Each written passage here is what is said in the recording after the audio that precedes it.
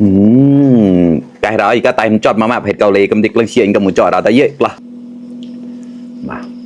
เดี๋ยวเรามาห่อเลยว่ากุยเสียแล้วนะโอ้อยากกุยมันก็โตตาวแล้วละโอ้กล่าวมาเอาหมอกตุดๆคำโตๆครับเพื่อนๆมา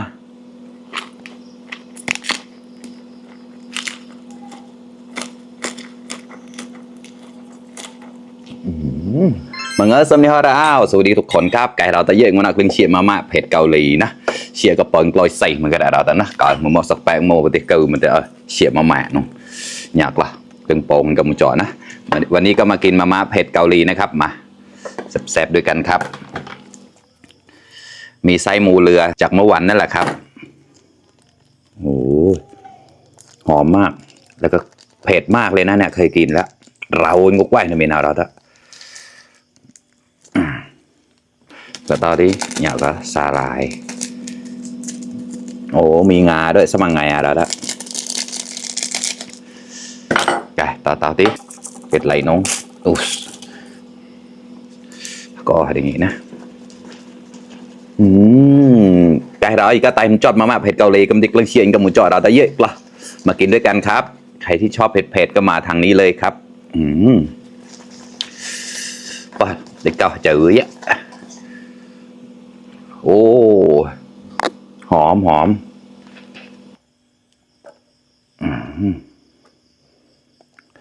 ใส่ทัดลงไปเลยกระเชียดเราอย่างนี้นะ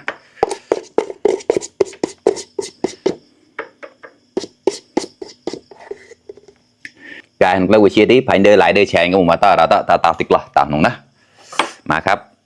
อ๋อเนี่ยก็ดีมีแควปต่อใส่เหมือนกันเลยคุณเชียร์ครับหลานเราเป็ดก่อนข้างในใหญ่ๆนะกล้าได้กล้ามาครับเพื่อน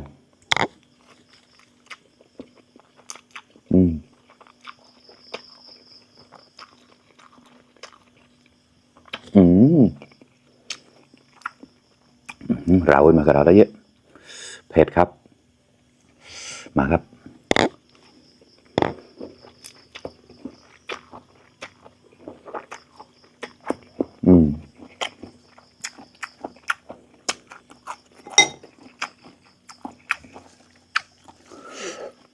ก็เสียในนี้มากับในนี้เรา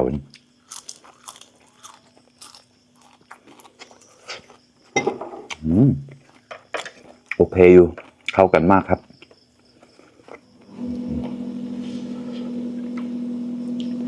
มาเดี๋ยวเรามาห่อเลยว่ากุยเสียแล้วนะโอ้อยากกุยมันก็โตตาวแล้วละโอ้กล่าวมา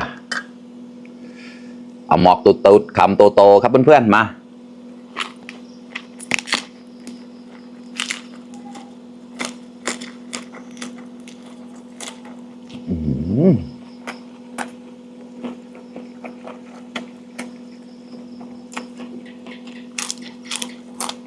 พออร่อย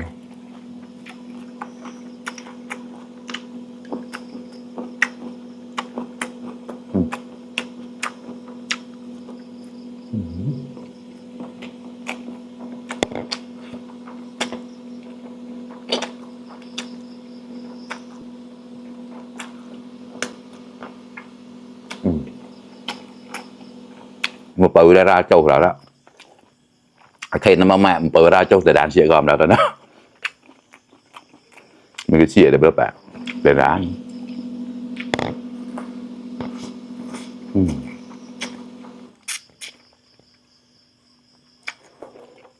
ก็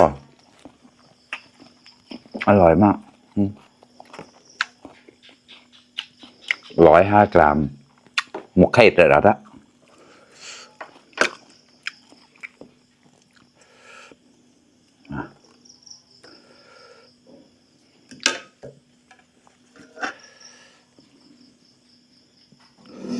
กล้าแล้วกล้ามาครับเพื่อนๆคำโตหอมตุดๆนะ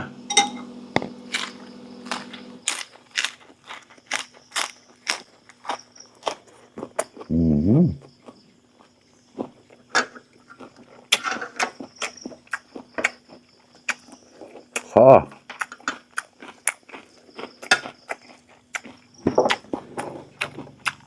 giờ đã hầm rồi nhé số bác ổn á rồi chị ơi cô tài chập chạy cái tiêu giờ sĩ đã mang cái tài rồi giờ sĩ đã mang thì rau nông dài cái tiêu nào cái tiêu phần lâu trên này hôm nay trên này thì tao mấy bông cam đó thì để rồi xe mình nhịp vào nó qua đó qua thầm tổ tổ một từ ra đó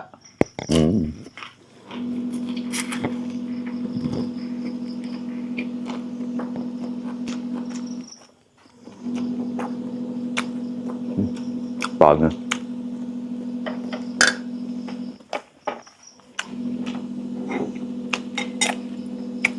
phải to tay người đó cho tôi diện đây là tà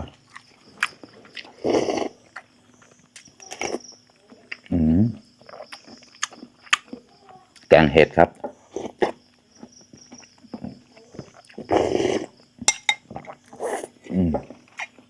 เอาหมูระเจียม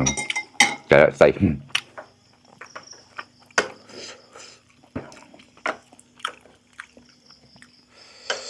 มาครับเพื่อนๆแล้ว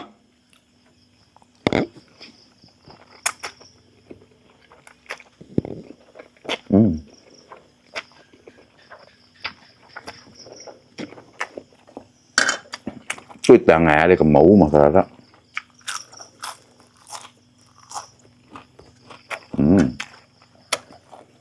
แต่ก็เริ่มเผ็ดแล้วนะเรามันแย่เราได้เยอะรสชาติกันยังก็เบื่อ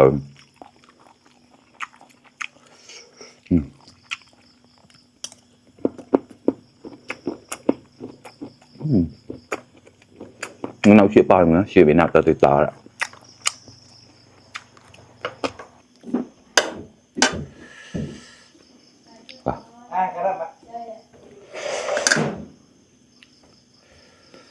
มาครับ